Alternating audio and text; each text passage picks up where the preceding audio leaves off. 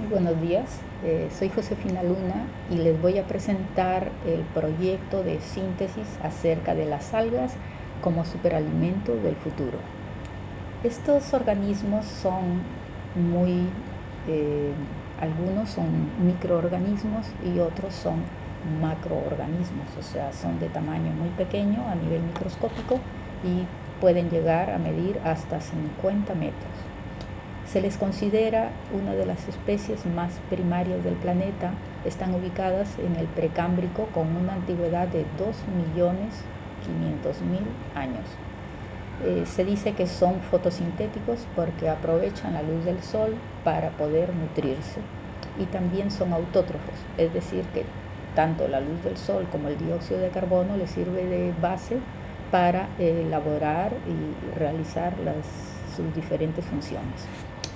Inicialmente, estas algas se consideraban que únicamente eran de tipo acuáticas y que podían vivir ya sea a nivel de las aguas dulces o aguas saladas, pero posteriormente se han descubierto que pueden vivir inclusive en los troncos, pueden vivir también sobre las rocas. Su taxonomía. Vamos a ver que inicialmente la taxonomía eran 4 grandes grupos y esos 4 grandes grupos estaban en función a su color aparente, o sea, eran características organolépticas. Y tenemos aquí los Cyanospermae, considerados o llamadas las algas verde azuladas, Chlorospermae o algas verdes, Rhodospermae o algas rojas y Pacospermae o algas marrones o algas pardas. Eso ha ido evolucionando conforme se han presentado una serie de instrumentos nuevos como es el microscopio electrónico de barrido y así también innovaciones en cuanto a la biología o a la genética. La taxonomía que existe actualmente están consideradas de 12 clases y es la que permanece salvo que haya nuevos instrumentos o nuevos cambios a nivel de la biología o a nivel de la genética. Estos organismos son muy interesantes porque están contribuyendo no solo a nuestra salud, son superalimentos, como ya mencionaba al inicio, sino también están contribuyendo con la sostenibilidad del planeta. Entonces, vamos a ver cuáles son esas funciones tan importantes que realizan estas algas. En primer lugar, son productoras de oxígeno. Se dice que están elaborando más del 50% del oxígeno que nosotros necesitamos, inclusive más que lo que nos proporcionan los bosques. Son bases de cadenas tróficas. Sirven ellas de alimento a otros organismos a nivel acuático, para que así sucesivamente, pues la cadena, ya sabemos que los organismos pequeños nutren a los más grandes y así sucesivamente. Son fuentes de materia orgánica, ya que están formando pues las grandes biomasas. También tienen una función ecológica. Son hábitats naturales, ya sea para peces, para crustáceos, que puedan anidar y que puedan ahí realizar sus actividades. Tienen protección costera. ¿Qué significa? De que están actuando como unas barreras naturales sobre todos los bosques de algas a fin de no socavar el territorio continental. Y mitigan el cambio climático, ya que realizan una labor de transformación, aprovechan el dióxido de carbono y nos proporcionan oxígeno y a la vez también hacen una labor purificadora. A nivel de las aguas contaminadas, las purifican. Por ejemplo, se ha visto en el caso de los antibióticos que hay grandes cantidades de antibióticos que quedan en las aguas residuales y también a nivel de metales pesados que van ellos a transformar y van a purificar, por ejemplo, los que vienen de las minas, etcétera, etcétera. Tienen aplicaciones económicas y en las aplicaciones económicas a nivel nutricional, a nivel de cosmetología, a nivel de la bioenergía, a nivel de la bioconstrucción, a nivel de la medicina, en fin, que estas algas realmente nos proporcionan una serie de recursos, no solo a nivel nutricional, sino también a nivel ecológico y a nivel social. vamos a ver que, por ejemplo, a nivel de la nutrición, estas algas pues nos proporcionan tanto micro como macronutrientes.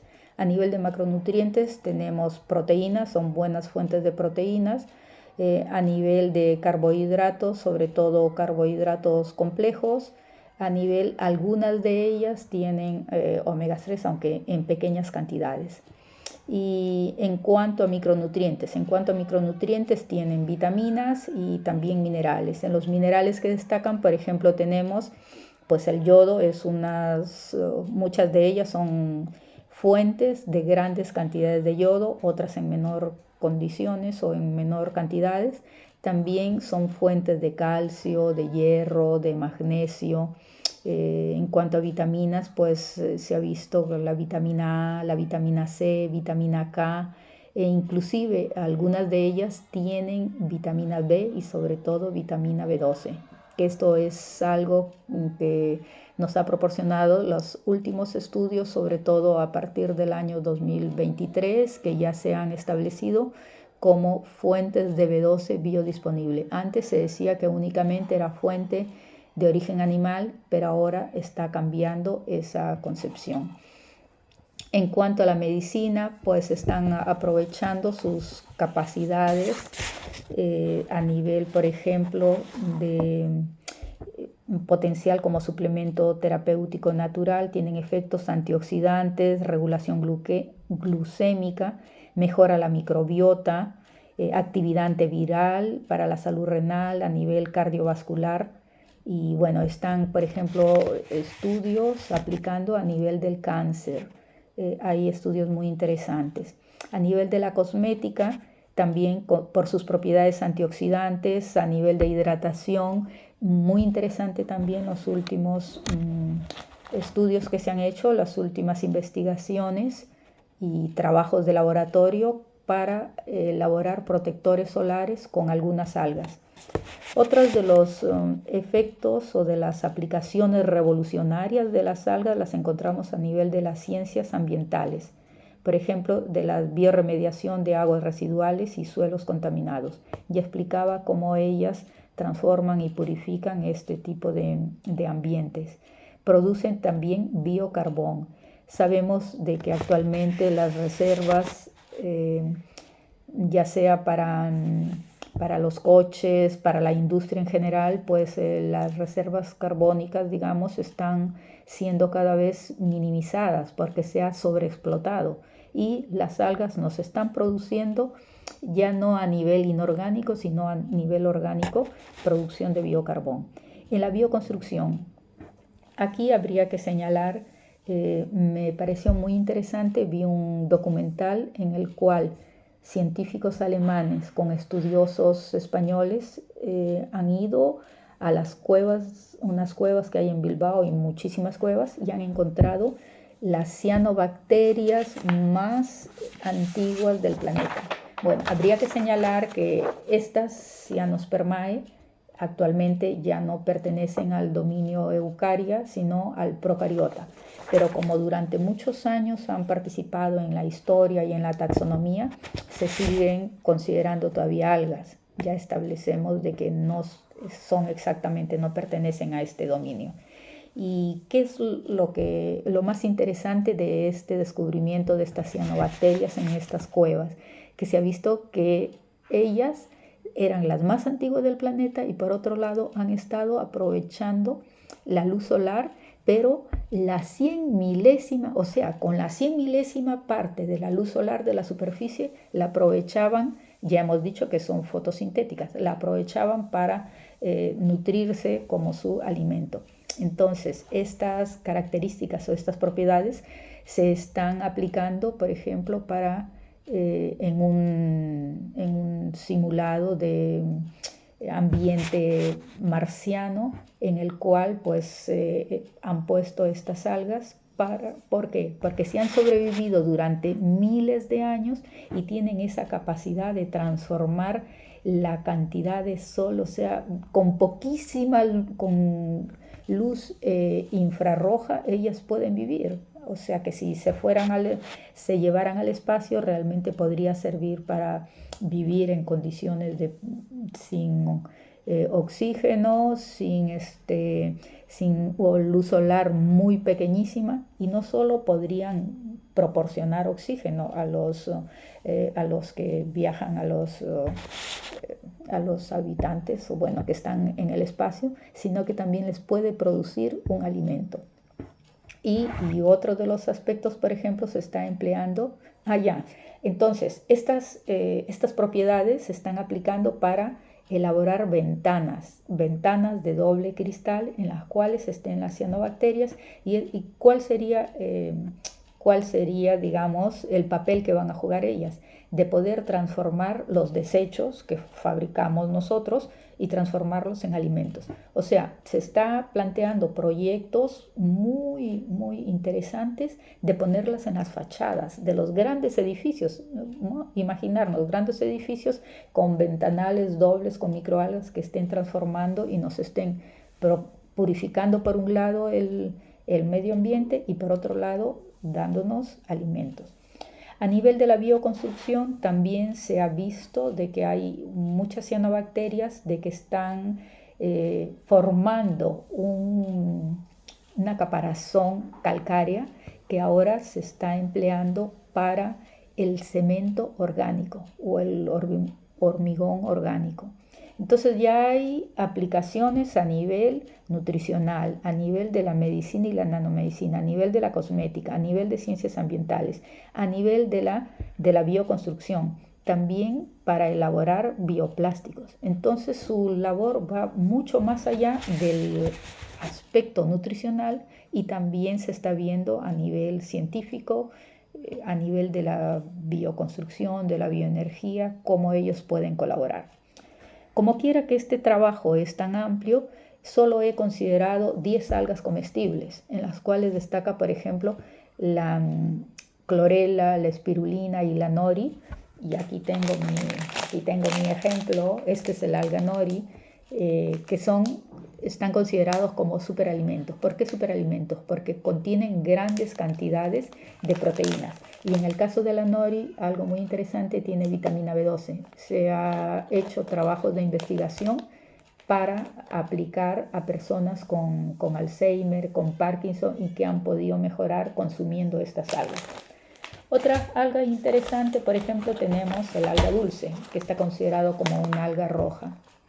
Esta alga vamos a ver que tiene unas grandes cantidades de hierro, y este hierro es muy interesante, por ejemplo, para las embarazadas, para las personas anémicas, las que tienen bajas cantidades de hierro. Tiene muy buena fuente de fibra y por lo tanto, para el caso de la obesidad, para el caso del estreñimiento, va a servir para mejorar, por ejemplo, la diabetes tipo 2, los desórdenes metabólicos. Lo que sí habría que considerar es que la dulce, bueno, también tiene cantidades interesantes de yodo, no tanto como en el caso, por ejemplo, del alga kombu. El alga kombu tiene mayor cantidad de yodo. Entonces, es muy bueno para el hipotiroidismo, pero no se aconseja para el hipertiroidismo. El alga kombu tiene un ácido glutámico. Este ácido glutámico favorece las funciones digestivas y está considerado, por ejemplo, como un ablandador de los cereales, de las legumbres. Pero claro, y habría que señalar que ha sido el precursor del glutamato de sodio, que se ha empleado mucho en las comidas como un potenciador del sabor. Como tiene yodo, entonces con precaución, sobre todo en el caso del hipertiroidismo.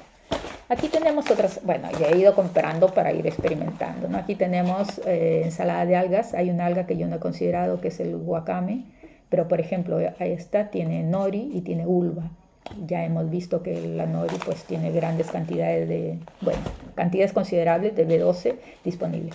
Otra alga interesante, bueno, casi todas las algas que he señalado, de las que he presentado, tienen fibra insoluble. En el caso del agar-agar, tiene fibra soluble y está haciéndose experimentos, por ejemplo,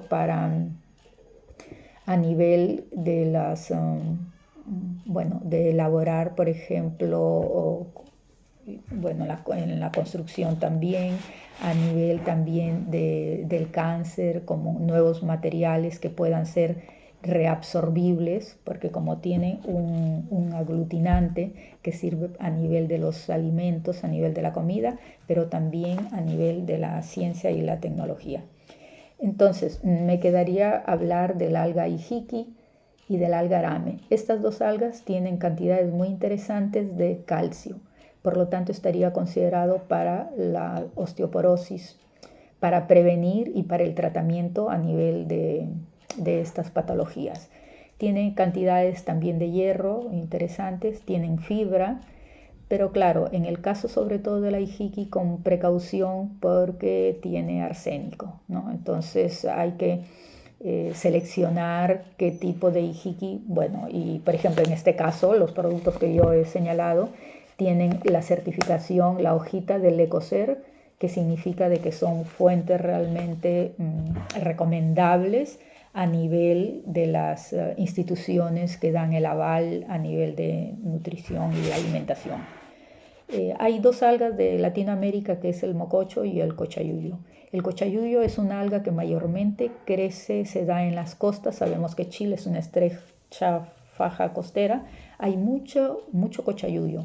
Y el cochayuyo es rico sobre todo en magnesio, tiene hierro también, tiene fibra y favorece pues para el estreñimiento, para los huesos, para el magnesio, tiene también propiedades que las hace que sea bastante digerible.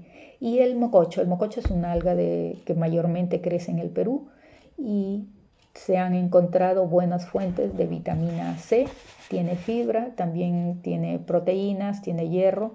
Habría que señalar que las últimas algas no las he encontrado dentro de la institución que se encarga de dar los perfiles tradicionales o nutricionales, que es la USDA, sino por otras fuentes, ¿no? Entonces, ya en mi trabajo he presentado cuáles sí están dadas por esta institución. En forma general, habría que decir que las algas realmente son muy ricas a nivel nutricional y nos proporcionan a nivel del ecosistema, están contribuyendo para que sea mucho más limpio, mucho más sostenible, porque los productos que se elaboran son biodegradables, bioasimilables, entonces no, por un lado no están contaminando en su mayoría el planeta y más bien lo están limpiando, lo están haciendo que sea mejor habitable, ¿no? No solo para nosotros, sino para las generaciones futuras.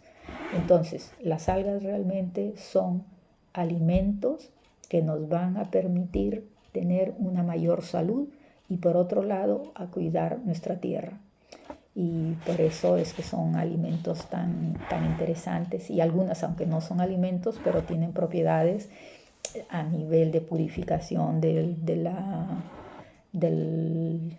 ambiente, proporcionándonos oxígeno y bueno, y todo lo que ya había señalado. Muchas gracias.